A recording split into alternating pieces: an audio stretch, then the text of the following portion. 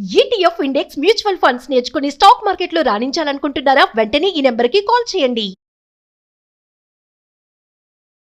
ఇవాళ మన business idea textile business ని ఎలా స్టార్ట్ చేయాలి, దీనికి సంబంధించి ఎంత పెట్టుబడి అవుతుంది, అదేవిధంగా ఎంత టర్న్ ఓవర్ వస్తుంది, ఎటువంటి లైసెన్సులు తీసుకోవాలి, అదేవిధంగా ఎలా మార్కెటింగ్ చేసుకోవాలి, ఎంత టర్న్ ఓవర్ వస్తుంది, ఎంత ప్రాఫిట్ వస్తుంది, ఈ విషయాలన్నీ కూడా నేను మీకు ఈరోజు ఈ వీడియోలో చెప్పబోతున్నాను. సో వీడియోని మిస్ అవ్వకుండా ఎండ్ వరకు చూసేయండి.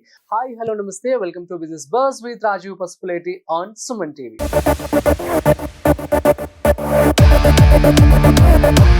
సో టెక్స్టైల్ బిజినెస్, దీనికి ఇండియాలో చాలా ప్రాముఖ్యత ఉంది.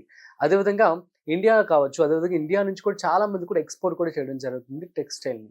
సో అయితే ఇందులో భాగంగా ఏంటంటే మీరు 6 రకాలుగా టెక్స్టైల్ బిజినెస్ స్టార్ట్ చేయవచ్చు. అంటే ఎట్లా అంటే, ఫర్ ఎగ్జాంపుల్ టెక్స్టైల్ మ్యానుఫ్యాక్చరింగ్ కావచ్చు, అల్లడం వేవింగ్ ఉంటుంది కదా దాన్ని, సో అక్కడ నుంచి కావచ్చు, తర్వాత ప్రింటింగ్, రీటైల్ స్టోర్, అదేవిధంగా online boutique, retail store, wholesale business, export business, ఇలా కొన్ని రకాలుగా ఉంటాయి. నేను క్లియర్గా ఒక్కొక్క దాని గురించి మీకు చెప్తూ ఉంటాను.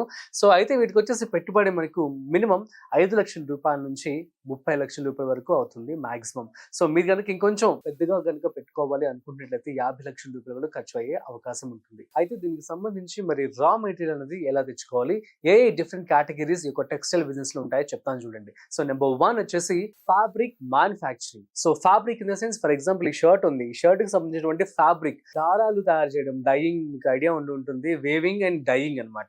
So weaving, dyeing and printing, ఈ రెండు కూడాను ఫ్యాబ్రిక్ మ్యానుఫ్యాక్చరింగ్ కిందకి రావడం జరుగుతుంది అనమాట.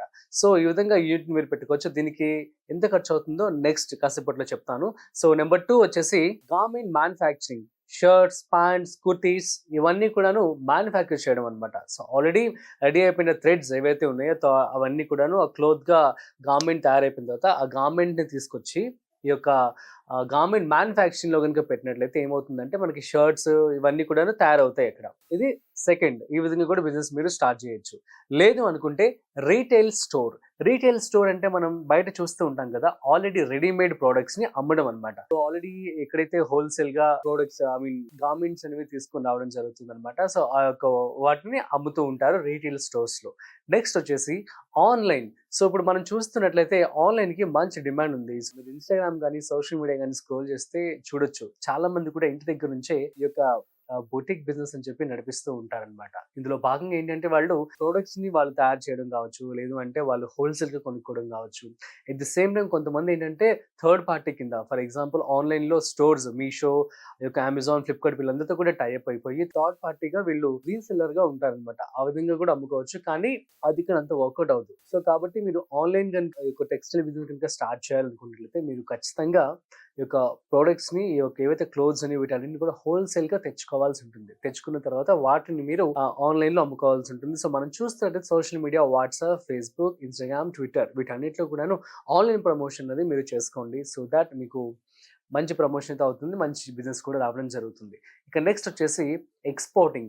ఎక్స్పోర్టింగ్ అంటే మన ఇండియన్ క్లోత్స్ కి చాలా డిమాండ్ ఉంటుంది. లేదు అనుకున్నట్లయితే మన ఇండియన్స్ ఎవరైతే ఎక్కువ ఉన్నారో ఆ యొక్క కంట్రీస్ కి మీరు మన క్లోత్స్ ని మీరు ఎక్స్పోర్ట్ చేయొచ్చు. దీన్ని మీరు ఆన్లైన్ ఖచ్చితంగా ఒక వెబ్సైట్ అయితే క్రియేట్ చేసుకోవాల్సి ఉంటుంది. సో ప్రతి బిజినెస్ కూడా మీరు మంచి ఖచ్చితంగా ఫ్యూచర్ ఇప్పుడంతా కూడాను టెక్నాలజీ పెరిగిపోయింది కాబట్టి అన్నిటికీ కూడా ప్రాపర్ లైసెన్స్ కావచ్చు, ప్రాపర్ రిజిస్ట్రేషన్స్ కావచ్చు, ఆ తర్వాత ఒక వెబ్సైట్ కూడా తయారు చేసుకుని రెడీగా హ్యాండీగా పెట్టుకుంటే చాలా బాగుంటుంది. ఎవరైనా సరే ఫ్రమ్ ది వరల్డ్ యాక్సెస్ చేసుకొని మీకు ప్రొడక్ట్స్ వాళ్ళు కొనుక్కోవచ్చు. ఈ విధంగా మీరు ఎక్స్పోర్ట్ బిజినెస్ ని స్టార్ట్ చేసుకోవచ్చు. ఇక నెక్స్ట్ వచ్చేసి హోల్సేల్ బిజినెస్.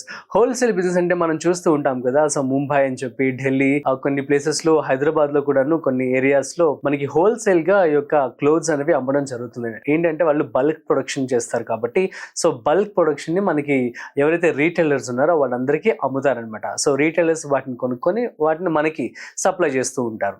సో ఈ విధంగా జరుగుతూ ఉంటుంది. కాబట్టి మీరు హోల్సేల్ గా తెచ్చుకోవాలనుకున్నట్టయితే హోల్సేల్ కి కూడా మీరు బల్క్ గా క్లోత్స్ ని తెచ్చుకొని అమ్ముకోవచ్చు. దీనికి సంబంధించి కూడా ఎంత ఖర్చు అవుతుందో ఇప్పుడు మనం తెలుసుకోబోతున్నాం. చూడండి, మీరు కనుక ఒకవేళ ఫ్యాబ్రిక్ మ్యానుఫ్యాక్చరింగ్ కనుక పెట్టుకున్నట్లయితే దానికి వచ్చేసి మీకు ₹1,00,000 నుంచి 5,00,000 వరకు ఖర్చు అవుతుంది. రీటైల్ షాప్ కనుక మీరు పెట్టుకోవాలి అనుకుంటున్నట్లయితే మీకు ₹3,00,000 నుంచి ₹10,00,000 వరకు ఖర్చు అవుతుంది. ఇప్పుడు ఆన్లైన్ బొటిక్ చూద్దాం. సో ఆన్లైన్ బొటిక్ ఏంటంటే, సో దీనికి ఫిజికల్ గా ప్లేస్ అయితే అవసరం లేదు కాబట్టి ఇక్కడ ఏంటి అంటే మీరు ఖచ్చితంగా ఆన్లైన్ వెబ్సైట్ ని రన్ చేస్తూ ఉంటారు. At the same time medium WhatsApp, social media ద్వారా మీరు కనెక్ట్ అవుతారు కస్టమర్ని. కాబట్టి మీరు ఫొటోస్ తీసి ఆ ఫొటోస్ని మీరు చూపించవచ్చు. సో కాబట్టి ఇందులో అంత పెట్టుబడి ఉండే అవకాశం ఉండదు.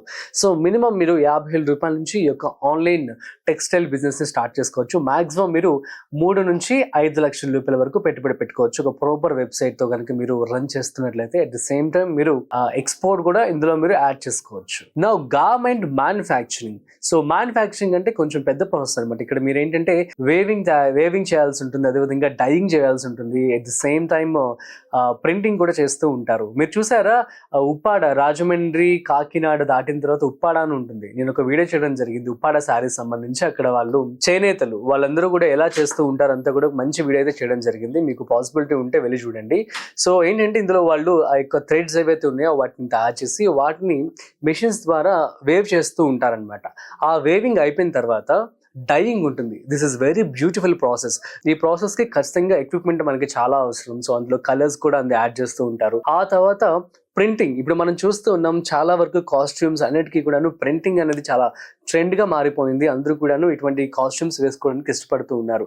సో కాబట్టి ఒక ప్రింటింగ్ మెషిన్స్ ఇవన్నీ కూడా మెషిన్స్తో తయారు చేయాల్సి ఉంటుంది. కాబట్టి ఖచ్చితంగా దీనికి చాలా ఎక్కువ ఖర్చు అయితే అవుతుంది. సో మినిమం మీకు 25 లక్షల రూపాయల వరకు ఖర్చు అవుతుంది, అరౌండ్ 25 లక్షల రూపాయలు. అండ్ ఒకవేళ మీరు హోల్సేల్ బిజినెస్ కనుక స్టార్ట్ చేయాలనుకున్నట్లయితే దీనికి కూడా మీకు వచ్చేసి మినిమం 5 లక్షల రూపాయల నుంచి మాక్సిమం 15 లక్షల రూపాయల వరకు ఖర్చు అవుతుంది. ఇప్పుడు మనము లైసెన్సెస్ చూద్దాం. సో ఏ బిజినెస్ కైనా సరే ఖచ్చితంగా లైసెన్సులు తీసుకోవాలి కదా. లైసెన్స్ తీసుకున్న తర్వాత మాత్రం మీరు బిజినెస్ మొదలు పెట్టుకోగలరు. సో కాబట్టి ఏ బిజినెస్ కైనా సరే కూడా ఖచ్చితంగా మీకు 20 లక్షల రూపాయల కంటే ఎక్కువ టర్న్ ఓవర్ కనుక వస్తుంది అని అనుకుంటున్నట్లయితే వాటికి మీరు ఖచ్చితంగా GST రిజిస్ట్రేషన్ చేసుకోవడం మంచిది. ఇప్పుడు దీన్ని మీరు ఆన్లైన్లో పెట్టుకోవాలి, ఆన్లైన్ వెబ్సైట్ క్రియేట్ చేసుకోవాల్సి ఉంటుంది. ఆన్లైన్లో మీరు అమెజాన్, ఫ్లిప్కార్ట్ వీటిలో కూడా లిస్ట్ చేస్తారు. కాబట్టి ఖచ్చితంగా మీరు GST రిజిస్ట్రేషన్ ఉన్నట్లయితేనే వాళ్ళు యాక్సెప్ట్ చేస్తారనమాట. సో ఈ విధంగా మీరు GST రిజిస్ట్రేషన్ మస్ట్ అండ్ షుడ్గా తీసుకోండి.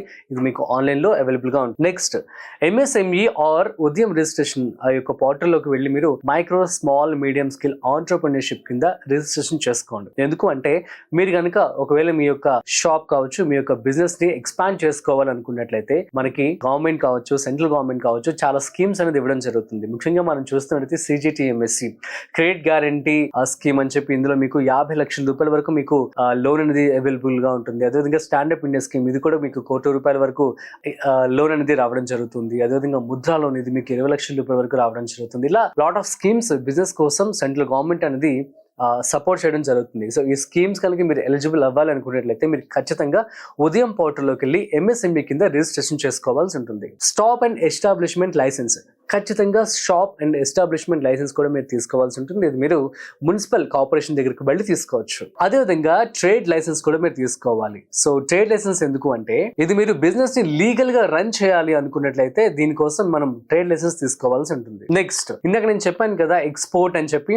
సో ఫర్ ఎగ్జాంపుల్ మీరు కనుక ఎక్స్పోర్ట్ బిజినెస్ కనుక చేయాలనుకున్నట్లయితే IEC ఇంపోర్ట్ ఎక్స్పోర్ట్ కోడ్ అని చెప్పి ఉంటుంది. సో దీనికి సంబంధించినటువంటి రిజిస్ట్రేషన్ కూడా మీరు ఖచ్చితంగా చేసుకోవాలి. And trademark registration. So trademark అనేది కూడా చాలా ఇంపార్టెంట్. ఎందుకంటే ఎవరైనా పక్కన వాళ్ళు మన లోగో కాపీ చేశారనుకోండి, so it's a big problem కదా, మన బ్రాండ్ కి ప్రాబ్లం అయిపోతుంది. కాబట్టి ఆ యొక్క ఏదైతే ఈ యొక్క ట్రేడ్ మార్క్ ఉంటుందో ఆ ట్రేడ్ మార్క్ రిజిస్ట్రేషన్ కూడా మీరు చేసుకోవాల్సి ఉంటుంది. ఫర్ ఎగ్జాంపుల్ లోగో కావచ్చు, మీ యొక్క నేమ్ కావచ్చు, ఇవన్నీ కూడాను వెళ్ళి ఆ ట్రేడ్ మార్క్ రిజిస్ట్రేషన్ లో పెట్టుకొని, సో ఆల్రెడీ ఎవరైనా ఉన్నారా లేదు అంటే అట్లా మీరు వెరిఫై చేసుకొని ఈ యొక్క ట్రేడ్ మార్క్ రిజిస్ట్రేషన్ కూడా చేసుకున్నట్లయితే సో దట్ మీ బిజినెస్ కి ఒక వాలిడిటీ ఉంటుంది. ఎట్ ది సేమ్ టైం ఎవరైనా కాపీ చేసినా కూడా so that you can go or you can proceed legally అనమాట. సో ఖచ్చితంగా మీరు బిజినెస్ మొదలు పెట్టేటప్పుడు మార్కెట్ రీసెర్చ్ అనేది చేయాల్సి ఉంటుంది.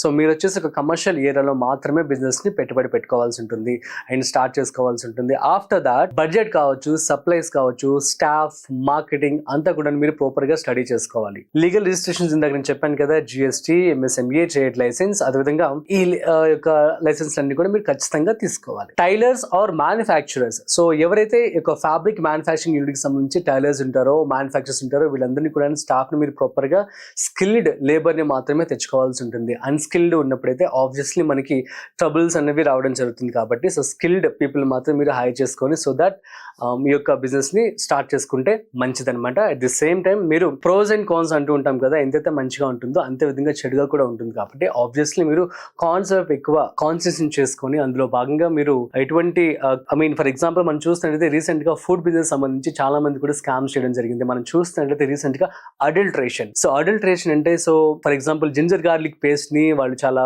ఫేక్ గా తయారు చేసి అమ్మడం, at the same time so turmeric powder కావచ్చు, తర్వాత చిల్లీ పౌడర్, వీటన్నిటిలో కూడాను వుడ్ పౌడర్ ని యాడ్ చేసేయడం. సో ఇట్లా చాలా వరకు స్కామ్ జరుగుతూ ఉన్నాయి. సో కాబట్టి మీరు ఎప్పుడు కూడాను quality of goods, quality of products ని మాత్రమే అందించాల్సి ఉంటుంది. So for that quality of textiles కనుక మీరు అందించట్లయితే so that would be more nice to your business. So ఎంత కాదనుకున్నా మీ బిజినెస్ కి ఒక్క రోజుకి వచ్చేసి మినిమం మీరు స్మాల్ స్కేల్ కనుక స్టార్ట్ చేసినట్లయితే మినిమం మీకు 20,000 రూపీస్ వరకు రావడం జరుగుతుంది. సో నేను రీసెంట్ గా ఒక ఇంటర్వ్యూ చేయడం జరిగింది వన్ టౌన్ లో, విజయవాడలో. వాళ్ళ యొక్క షాప్ వచ్చేసి చాలా చిన్నగా ఉంటుంది, కానీ పర్ డే వచ్చేసి వాళ్ళకి 20,000 రూపాయల నుంచి 50,000 రూపాయల వరకు టర్న్ ఓవర్ వస్తుందంట. అంటే అది స్మాల్ స్కేల్, మినిమం అరౌండ్ ఒక 10 లక్షలు 20 లక్షల రూపాయలతో వాళ్ళ బిజినెస్ స్టార్ట్ చేయడం జరిగింది అనమాట.